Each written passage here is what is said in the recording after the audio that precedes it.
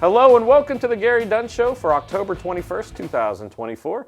As always, I'm your host, Gary Smith, and on today's show, we're going to talk to Coach Dunn about this past Saturday's homecoming victory over the Rock of Slippery Rock, and then we'll take a look ahead at everything in the PSAC, schedule, standing scores, and everything else, and then we'll look ahead to this upcoming week's opponent, the IUP Crimson Hawks. But Coach, first, happy Coach this morning. Heck of a win, heck of an atmosphere. I mean, there's sometimes in a season, in an era that everything comes together. The weather was perfect on Saturday. It was homecoming, big crowd, big atmosphere. First, let's just talk about that atmosphere. I know whenever we were up there, the line getting into Adams Stadium, I haven't seen that in a long time. Yeah, it was a great crowd, and we're just happy that we could do our part. I thought it was a great homecoming weekend and all the festivities that go on for homecoming, but just glad our guys kept the main thing and played good, clean football. But what an atmosphere from our alumni turnout from every era was huge. A lot of the guys that have played for me here starting in 2016 came back. We honored the 84 team, and most of them were back. We had guys from the 50s, the 60s, the 70s. Just a special day, and happy that Cal U football brings everybody together. And it was a great environment. Slippery Rock travels well, so they had a good crowd. Regional, we talk about it every year, regional rivalries, college football, and with the way some of the big conferences are with Oregon and USC and the Big Ten and all that stuff, just a great day for college football, and just proud of the way our guys battled and competed and did what they needed to do. Well, I know whenever I got to the stadium, I got there probably about 11:30, 12 o'clock, and the tailgates were starting, and I was starting to get a little pumped up. I can't imagine what it's like to actually being on the field, to go through the parking, to see everybody, see all the flags on a beautiful day. And going into that game, Slippery Rock coming in game 6 in the country, we talked about it last week, very solid offensive defense, and, I thought your team, we joked the last couple of weeks that, Cardiac Cal wait until the end of the game to score, but you guys this week flipped the script, first play of the game, and that really got y'all off and running. Well, first, let me go back to the parking lot. We hosted recruits. We had our team breakfast, our team stretch and team breakfast in the morning, and then we hosted recruits for our game day visit. So I get up there late on those days. Well, when I got to the back entrance to the parking lot, I was sitting in traffic, and I didn't have time. So I kind of did a dip and a dodge, did a U-turn, and luckily, I talked the baseball team into letting me in. They were being pretty strict in the one exit and got in there, but I was able to stop at the tailgate where our alumni were, and just thank those guys. I say it every year. I feel like we got the best alumni in the league. Every time I need those guys, they come through for me. So to be able to stop there before the game, and then I was joking when I was like, well, somebody has to work today, so I got to go, guys. But no, good start. We felt like we had a good matchup to the field on some things, and Coach Salisbury did a great job of saying this is what we're going to start the game with. We protected it well, and off to a great start. And first play of the game, scored a touchdown, but there's so much. There was 59 minutes and 30 seconds left. Yeah. So that doesn't mean anything if your defense doesn't go out and lay down a couple stops in the first half. Yeah, I thought that was the key. I think we took them out of their run game early. I think they only ran the ball 10 times the entire day to their tailback. I think only 2 times in the second half. But our defensive staff, Coach Turner, Coach Leonard, Coach Fiasco, Coach Venick, Coach Jacoy Taylor, did a great job of having a game plan schemed up, and kind of got them away from their bread and butter, which was running inside zone and doing all the things off of inside zone. And we kind of took that away early, and our guys were ready to play. And it's no mystery. I thought we had a great week of practice, and when we practice well, a lot of times we play well. And that's going to be the message this week: is we got to get back to work, and we got to have a great week of practice starting today. But really big the way we started on both sides of the ball. And then I thought we carried the special teams. I thought our kickoff unit did a great job. Clayton Rosenthal averaged 50 yards on his 2 punts for the day. Our kickoff return was better. We had only 1 return for 36 yards, which was good. Another one, we made a heads-up play. We teach our guy, if the ball's on the sideline, to stand out of bounds and catch it, because then we get the ball at the 35-yard line. Now, I would have wished he would have moved over a little further. We teach him to straddle the line, make sure he's clearly out of bounds when he catches that ball, because then the kick's out of bounds. So I thought we made some heads-up plays on special team, and it was a great start. And one of the things watching from the booth as a fan, I mean, there's 8,000 things going on, but one of the things that it seemed to me that, on both sides of the ball, your team was finishing plays. End of a run play, you got guys still blocking. Defensive play, you got 5 or 6 guys still floating to the ball. And I mean, something like that, that's, again, throughout a course of a 60-minute game, that's going to tip the scales in your team's favor. And like I said, I just thought that, just the word was finish. Yeah, I agree with you. I thought our defense tackled extremely well. But a big part of Slippery Rock's offense is their skill kids getting you in space, and breaking tackles. I'm sure you watched the Steeler game last night. Mm-hmm. The Steelers did not tackle very well in the first half. There's no call in defense for missed tackles. Whatever scheme, front, coverage, blitz we play, if you miss tackles, there's no scheme. But I thought our defense probably the first time all year tackled extremely well, and ran to the football. And then we talked to our guys about a 4-quarter battle. We're going to play for 4 quarters, and I thought our guys did that, and then I thought we kind of wore them down late.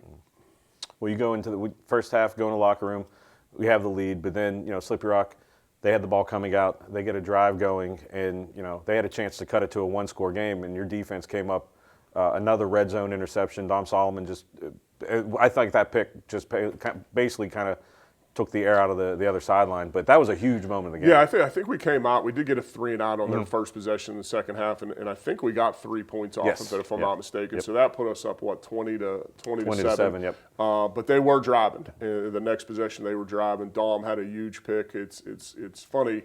Dom's a tremendous athlete, and I'll tell you, the one touchdown we gave up was a coverage mistake on our end.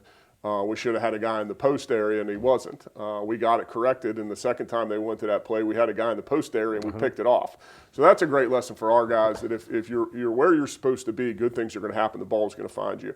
But not only did Dom pick it up, he was able to break a tackle and get it out to the 20-yard line. And then I thought that drive was huge. I think we went down and scored and took 7 minutes off the clock. We finished the third quarter on that drive, got into the fourth quarter, were able to score a touchdown to go up 26-7, and now we're going to go for 2 to make it a 3-touchdown game. And when we converted the 2-point conversion, that was that turnover in complementary football, like we talk about, that drive took so much time off the clock.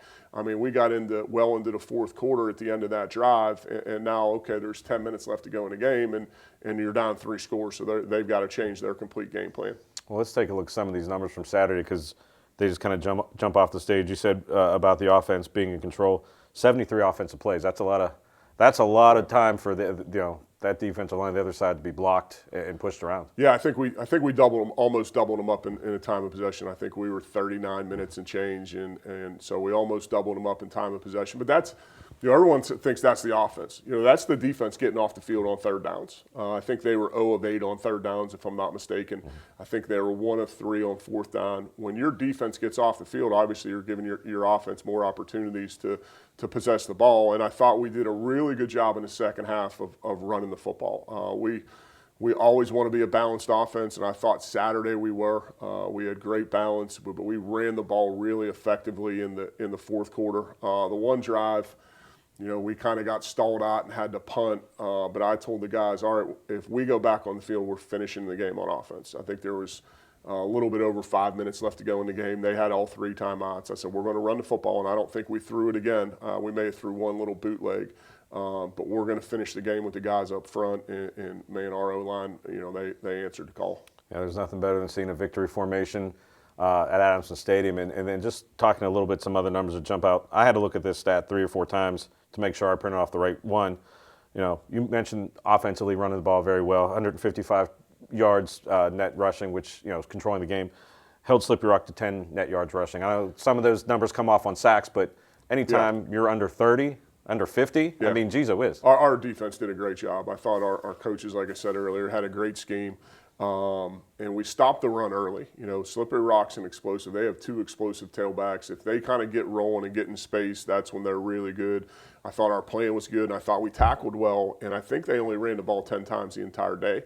Now, again, we had the time of possession, and then when you get up 3 scores, now they've got to start throwing it. Man, what great team run defense that we played on Saturday. We got to continue to do that because we haven't done that the last couple weeks. So that was good to see us take a step in the right direction. We'll get to this week's opponent. They're going to run the football. They're known for running the football. We've got to play a similar style defense to have success. Well, one last note I want to say here is, like you said, with running the ball 155 yards net, that means the offensive line is doing a great job on that end. But holding up in front of Davis Black, he only took one sack. He was 16 for 26, 250 touchdown. Like I said, but keeping him clean, keeping everybody clean. I mean, like you said, I don't know what more you can say, but it was just a complete effort. That was a point of emphasis for our offensive staff. They have some really, really talented kids. They've probably got the premier pass rusher, or at least one of the best pass rushers we've seen to date. And we kind of had a plan for him to kind of keep him in check. I think their 1D tackle number 0 is as good as anybody in the league. And I thought we did a really good job on him. He had a couple TFLs. He got free a couple times. But for most of the day, I thought we held those two guys in check. And then to have the balance, I thought, the other huge stat is we didn't turn the football over. We created one turnover. We didn't turn the football over, which is, when you're playing good football teams, you can't give them extra possessions, and we didn't. And I thought that was a big part of the game. Well, that's enough looking back verbally. Let's look back with our eyes and our ears and our souls and look back at the highlights from this past weekend's action. And then in the middle of the commercial break, our man James Salvatore went out into the parking lot to talk to some of the revelers and some of the 84 teams, so get a little insight of what was going on in the parking lot pregame, and then we'll take a look at the highlights from last year's game at IUP. You're watching The Gary Dunn Show right here on CTV Sports.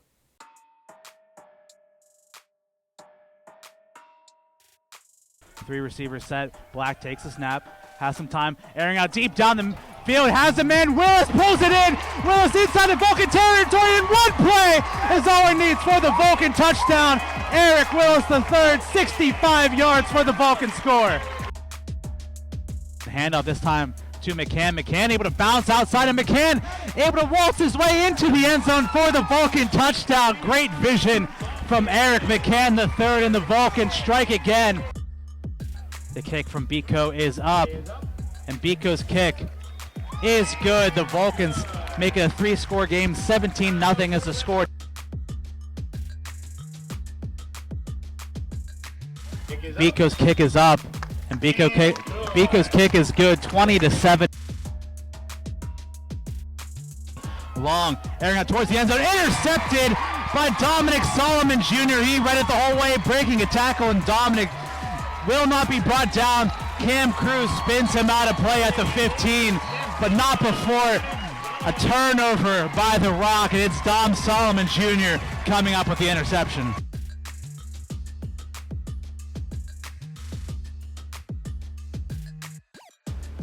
Boyd in the backfield. Black keeps it this time, and Black gets a block, and Black powering forward, and Black into the end zone for the Vulcan touchdown.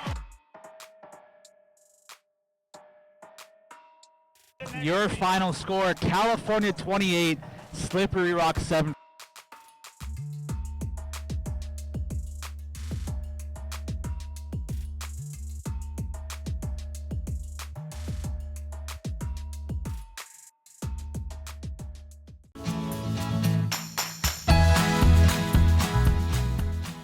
The Vulcans is James Salvatore, and today's homecoming, so we're just going to go around asking people some random questions about homecoming. Let's go. Just hanging out with my friends and seeing the parade. I think that's like the cutest part. Yeah. Well, I'm still pretty new here, but I guess so far homecoming. Yeah. Okay, that's actually so sick. What's your favorite part about homecoming? I would say definitely has to be the football game. I feel like it's definitely like the cap, like the end off like the whole week. Then probably like the biggest event, like the most notable one too. So. Part about homecoming is the people and the alum coming back to enjoy memories they had many years ago. I guess my favorite moment would be coming here right after graduating college. So it would be 2018, and I was training in the weight room with a friend of mine who is now the throws coach. And I was speaking to the assistant strength coach, and he said that they needed a graduate assistant. And here I am, working full-time assistant strength coach. So I think that's my favorite moment. Working under Loud and Conti, the best facility management person we've ever had here at Cal. What's your favorite memory here at Cal U? I'd have to kind of respond with that answer. There's too many. There's too many to remember, but got to go Seton Hill home run in the to get us to the playoffs my 5th year. Ooh, there's a lot. I would have to say probably playoff push with our baseball team. Probably my favorite memory. I don't know. Probably watching just Keith every game play. It drops like 30 a night. It's great watching Keith play. What about you? I would say me and my fiance. That would be my favorite memory of Cal U. We used to get dressed over here, and then we walked to the practice field. It was like all the way to Burgettstown, but actually it was just across the farm. It felt like 2 miles away. So every day we would walk over there and to the practice field, and then we'd have pre-practice, everybody being out in groups, and Coach Petrucci, we never missed a practice. It never rained here. There never was lightning here. We had practice all the time. But the 84 team, we kind of started slow, had a couple losses, but then just battled, and we won a big game at IUP, and was able to get in the championship against Bloomsburg. And that was a close game. We ended up winning 21-14. Great teammates.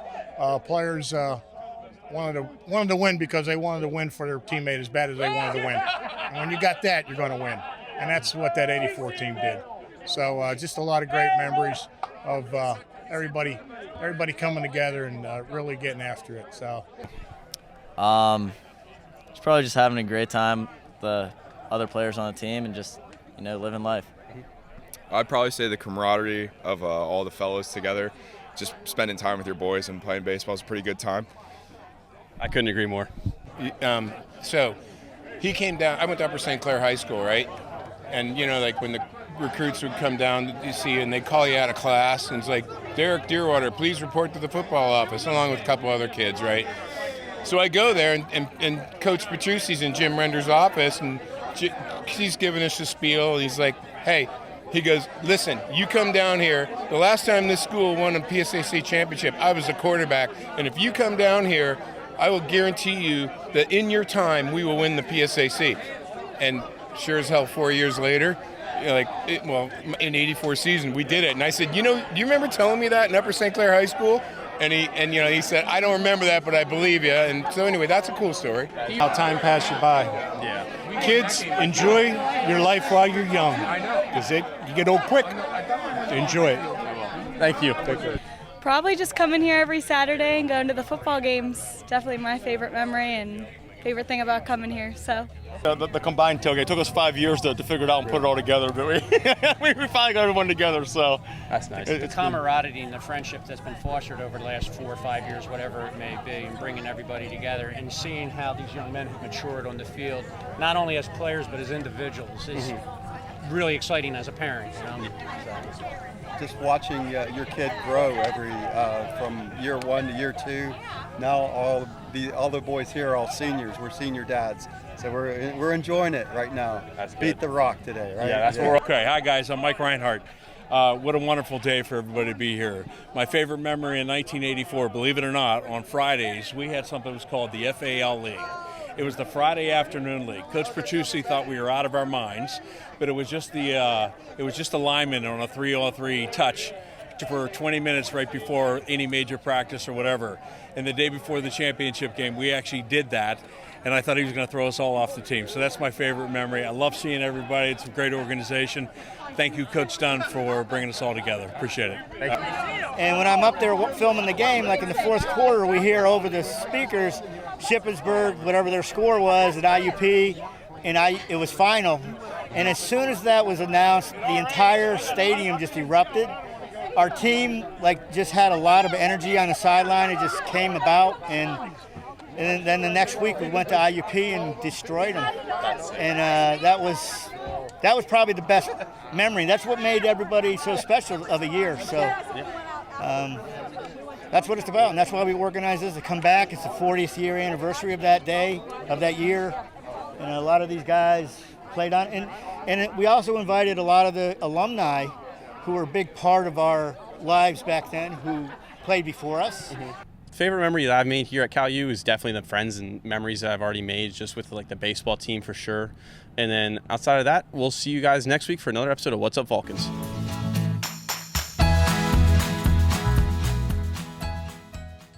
How much does baby goat cost?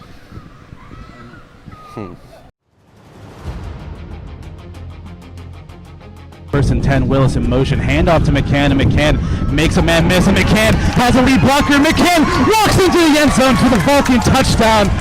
Not even 3 minutes in, and the Vulcans go the distance.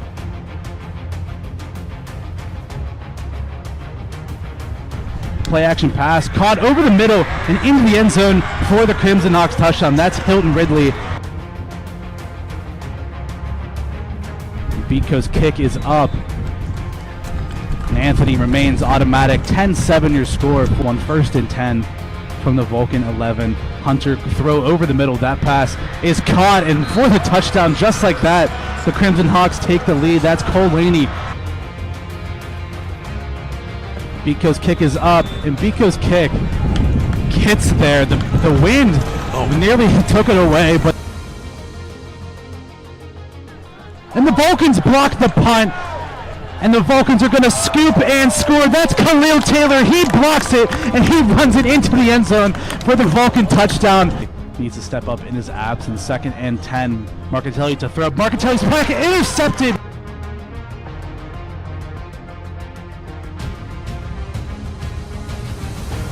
As Boyd gets the call now, and Boyd trying to find some room, and Boyd, the ball comes out, and the Vulcans are going to fall on top of it.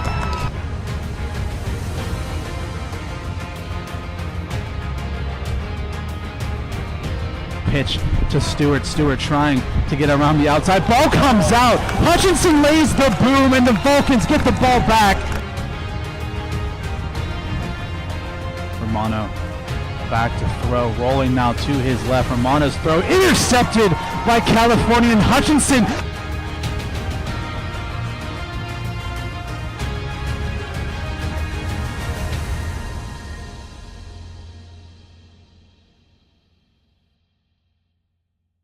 And welcome back to the Gary Dunn Show. Right there you saw highlights from Slippery Rock. You saw what was going on in the parking lot, and then pregame, and then last year's game against IUP. But Coach, I got to say pregame for the parking lot, because I know postgame that it was as celebratory as the scene I've ever seen at Absent Stadium. Yeah, what a great day. The weather was perfect. The parade, I was down here with recruits on campus, and town was packed with the parade, and then just the crowd and the support that we got, not only from our alumni, but from our students and from the community. Man, what a great day for college football. But again, just happy our guys stepped up and did what they needed to do to make it an even better day.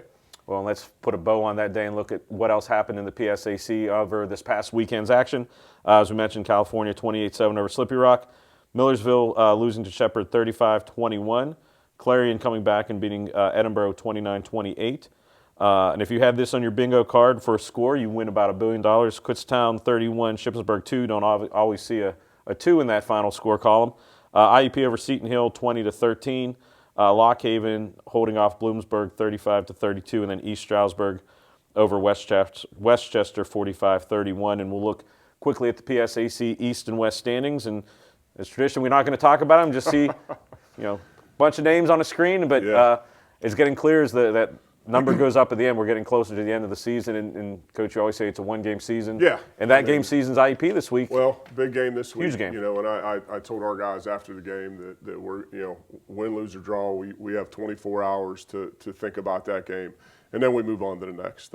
This game was no bigger than the first conference game or the last conference game, so we're going to get back to work on Monday, keep things in perspective. It's allowed us to be in a good position, but that's all it's done. So. And I know you've been looking at film ever since Saturday night, yesterday, Sunday, today.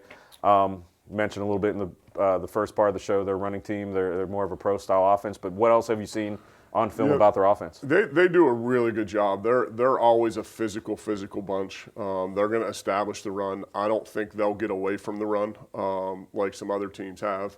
But the kind of the wild card's the quarterback. Not only do they have a physical run game, but they also run him, which creates he's a really, really good athlete that creates you to be short at times because they'll have a power run game, but with also the possibility of him pulling it and running it. They have some design quarterback runs. So that's the key to them. And then once they get you over committing to the run, they're going to take shots down the field. They're extremely big at wide receiver. They've got a ton of kids that are they've got some receivers that are just big kids. So we're going to have to play great team defense. We're going to have to tackle. We're going to have to run to the ball.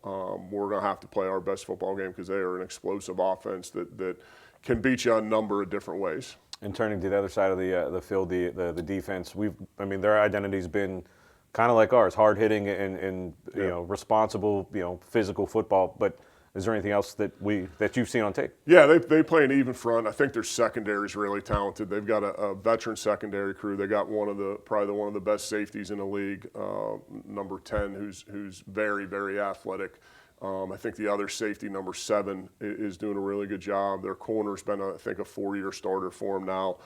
They're solid up front. They took a transfer linebacker that is a really, really good college football player. So they're just solid at every level. I don't know that, last week I really thought that Slippery Rock's D-line was kind of the group for them. I don't know. Indiana's just solid everywhere. I mean, they've got good D. They're big inside. The linebackers are good players. The secondary's a good player. It's Ten's kind of their leader. He's played against us, I think, for 15 years. I think he's been here as long as I have by now. Just solid, and they're going to do what they do. They believe in what they do. They're going to do what they do. We got to, again, continue to work on taking care of the football. I think that's a key for us, and making great decisions. And in a game, a rivalry game, any game, but there's always the third phase that could come into play, the special teams. We saw a few weeks ago, they sent their kicker out for a 54-yard attempt that, ultimately missed, but that shows that they have confidence in what that He's got a strong leg. I saw him make a kick. I was watching last night against Edinboro. He hit a 49-yarder that hit the top of the upright and kicked in. But what that tells me is it hit the top and kicked in. It wasn't on its way down. He's probably got a leg where they feel good anywhere, I would imagine, from 50 yards. Their punter's solid. They've got some good returners. They're just a well-coached, solid football team.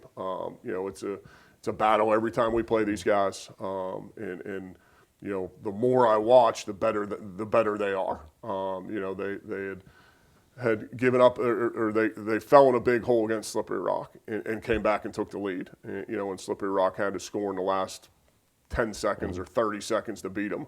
They're a well-coached, good football team that loves playing here. So we're going to have a great week of practice, and we're going to have to keep our main thing, which is taking care of the football, running and tackling, and being physical. And Coach, you've been a part of this rivalry first as a player and then as a coach.